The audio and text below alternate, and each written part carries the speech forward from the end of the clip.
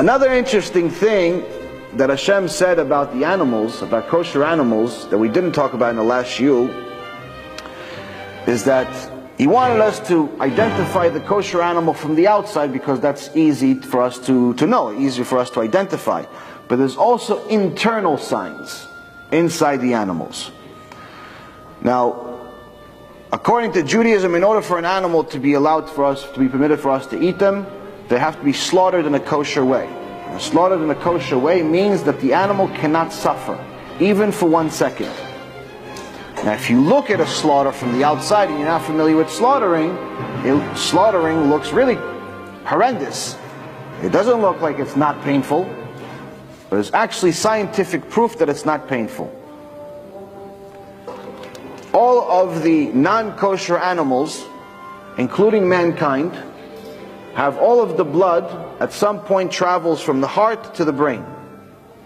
Now, someone is considered alive as long as there's blood going to the brain. As soon as the blood stops going to the brain, you're considered dead.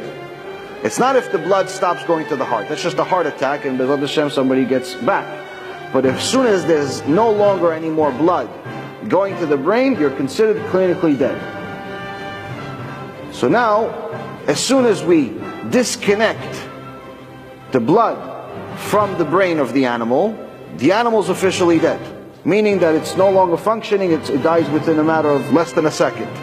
Now, all of the animals have two veins that connect to the brain. On the bottom of their neck and on the top of their neck. Which means that regardless of, let's say for example, if this is the head of a horse, that means that there will be a vein on the bottom and a vein on the top. Even if we cut the vein, if we slaughter it on the bottom, there's still going to be blood coming from the top.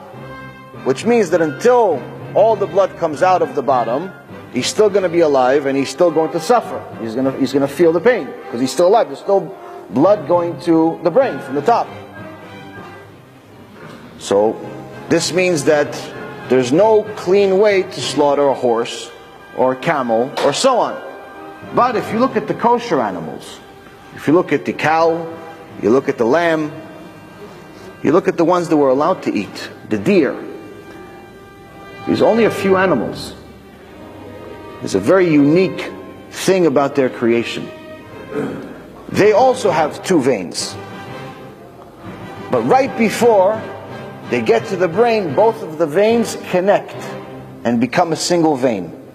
Which means that when the rabbi slaughters the animal, he's only cutting one vein, and by the time the remaining blood goes from the end of the vein, from where you cut, to the brain, the animal is already dead.